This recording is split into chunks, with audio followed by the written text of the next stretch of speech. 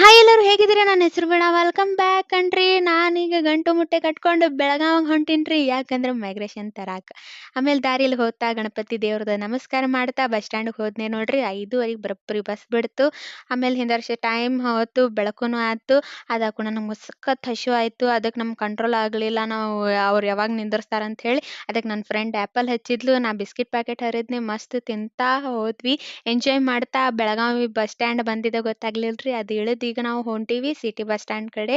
ಅಲ್ಲಿ ಹೋಗಿ ಬಸ್ ಹತ್ಬೇಕಲ್ಲ ರಾಣಿ ಚೆನ್ನಮ್ಮಗ ಆನ್ ಟೈಮ್ ಬಸ್ ಸಿಕ್ತು. ಬಸ್ ಮಿಸ್ ಆಗಲಿಲ್ಲ ನಮ್ಮದು ಸಿಟಿ ಬಸ್.